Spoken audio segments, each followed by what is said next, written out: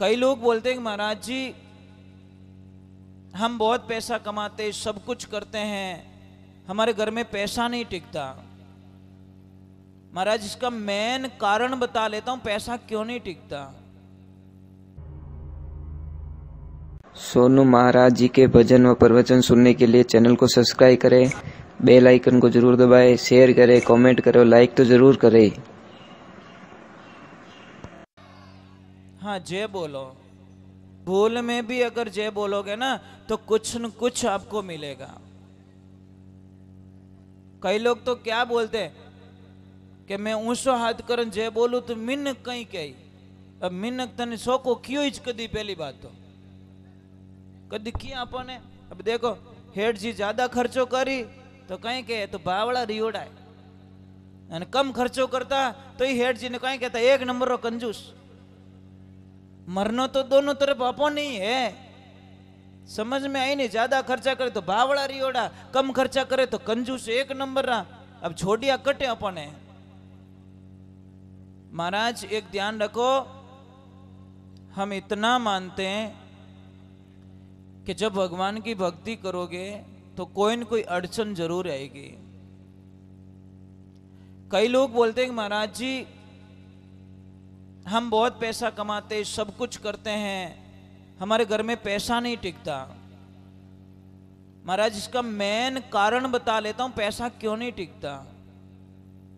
क्या कारण है महाराज? आदमी बहुत मेहनत करता फिर भी पैसा नहीं टिकता।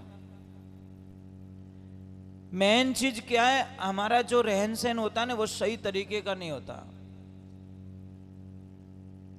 कोई लक्ष्मी स्थायी रूप से थोड़े दिन के लिए रुकती है फिर चली जाती है, और कोई तो आवे देखाड़ो दिरावे खाली आई और गई, और कोई लक्ष्मी निहाल कर देती है।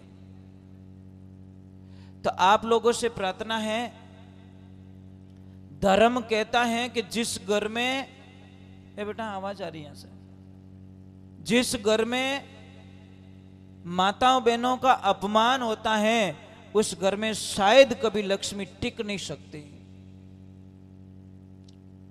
अब आप लोगों से एक प्रश्न करना चाहता हूं, आपकी बेटी अगर ससुराल में दुखी है तो क्या आपको अच्छा लगेगा कभी? सिर्फ इतना ही पता चल जाए, एक पिता की मैं सबसे बड़ी कमजोरी बताता हूं, उसकी बेटी होती है। महाराज पिता सब कुछ सहन कर सकता है पर अपनी बेटी को ससुराल में दुखी नहीं देख सकता। ये पिता की सबसे बड़ी कमजोरी होती है। तो उस पिता से हम प्रश्न करते हैं कि आपने आपकी बेटी के लिए अच्छा पति देखना चाहा, अच्छा ससुराल पक्ष देखना चाहा, तो आपके घर में कोई आई है आपकी पत्नी बनके, वो भी किसी और की बेटी है। महापुरुषों, उसका आदर करो तो तुम्हारी बेटी को आदर मिलेगा, नहीं तो आज मिले न कोई। आजकल नियम कैसा देखिए, मैं बहुत दुख लगता है महाराज, बहुत दुख लगता है। इन माताओं बहनों की आदत क्या है पता है? जब बेटी ससुराल जाती है ना तो इन माताओं बहनों की आदत देखना, कुछ भी चुपके से बेटी के थैले में कुछ न कुछ घुसा देते हैं, कुछ न कुछ रख देते। ये लड्डू रख लो, ये थोड़ा पैसा रख लो, ये थोड़ा ये रख लो, हमारी बेटी खाई, मेरी बेटी खाई। वाह वाह वाह मम्मी वाह।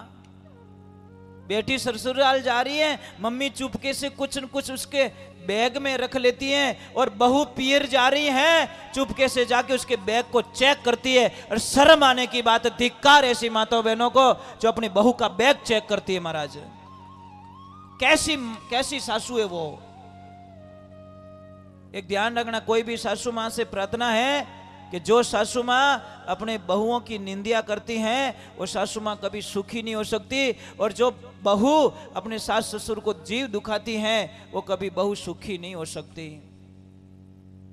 तो आपसे एक प्रार्थना है, जैसे आपका घर है, घर के अंदर बैठक रूम में या हॉल में 7 घोड़ों की जो तस्वीर होती है, 7 घोड़ों की, दौड़ते हुए घोड़ों की, और वो भी समुद्र किनारे के अगर दृश्य दिखाना है तो वो घोड़ों की तस्वीर लगाओ घर में, दौड़ते हुए घोड़े, समुद्र किनारे का दृश्य होना चाहिए और दौड़ते हुए घोड़े आप लगाओ। देखो आपका धंधा कैसे ऑटोमेटिक चलने लग जाता है। आप कल्पना नहीं कर सकते उस तस्वीर से क्या मतलब है, आप कल्पना भी नहीं कर सकते। बात बहुत छोटी है परंतु आपके धंधे पे असर करेगी। और तैरती हुई मछलियां पूर्व की दीवार पे, पूर्वी कोने का जो दीवार होती है ना, तैरती हुई मछलियों का पोज लगाओ, आप लगा के देखो, बड़ा आनंद आएगा महाराज। आप कभी कल्पना नहीं कर सकते इतनी छोटी बात से महाराज क्या अंतर होता है इतना। और जिसके घर में धन की कमी होती है, सिर्फ सिंगल हंस का एक पोज लगाओ पूर्व की दीवार पे, सिर्फ सिंगल हंस। सिंगल हंस खजाने का प्रतीक होता है महाराज। जोड़ा प्रेम का प्रतीक है और सिंगल हंस वो खजाने का प्रतीक होता है। आप लगा के देखो, बात कितनी है, बहुत छोटी सी। और मैंने कई उपाय बताए, कई लोग कर रहे हैं और उनके घर में आनंद भी हो गया। ये चीजें विश्वास के साथ में करनी पड़ती, फॉर्मेलिटीज पे नहीं, दिखावे पे नहीं, ये ध्यान रखें। विक्रम जी, सच में सेठ जी को पूछो, मैंने एक बार सेठ जी को मना ही कर दिया था कि मैं 28 को नहीं आ पाऊंगा, मुझे माफ करना, परंतु निराश हो गए थे सेठ जी, शायद बहुत ही निराश हो गए थे। तो फिर विक्रम जी ने वापस कॉल किया कि महाराज आपको आना होगा, और इन्होंने प्रार्थना की विक्रम जी ने कि आपको आना होगा।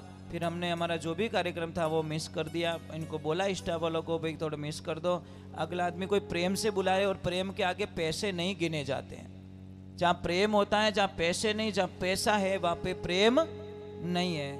तो मैं आपके दर्शन करने के लिए यहाँ पे आया हूँ और बहुत अच्छा लग रहा है, मुझे बहुत अच्छा लग रहा है। मैं चाहता हूँ कि यही आदत आप घर पे ले जाओ। घर पे मीठे बोलो, अच्छे बोलो, प्यारे बोलो, बहुत खुशी मिलेगी। अगर आप 1 रुपया भी मुझे दोगे, आपका 1 रुपया कहीं गलत जगह नहीं जाएगा, वो सीधा गाय माता के लिए काम आएगा। 1 रुपया कहीं नहीं जाएगा व्यर्थ आपका। हाँ बोल दीजिए।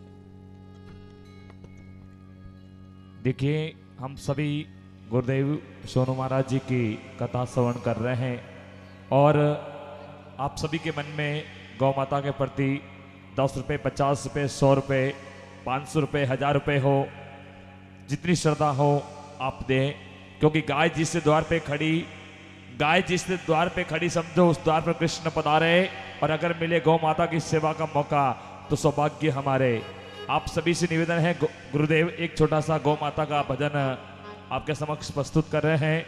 100 रुपये, 50 रुपये, 500 रुपये, 1000 रुपये, जितनी भी सहयोग राशि रहेगी बाबू जी के हाथों से गौशाला के अंदर उन गौ माता की सेवा के लिए लगाए जाएंगे। दोनों हाथ उठाकर तालियां बजाएं, मुझे इंतजार है, क्योंकि यहाँ पर जो देता है दान, जीवन में बढ़ता है श्यान और बढ़ता है ज्ञान और बढ़ता है प्रभु का ध्यान। लीजिएगा सोनू महाराज जी। बोली गौ माता की, बोली महादेव की।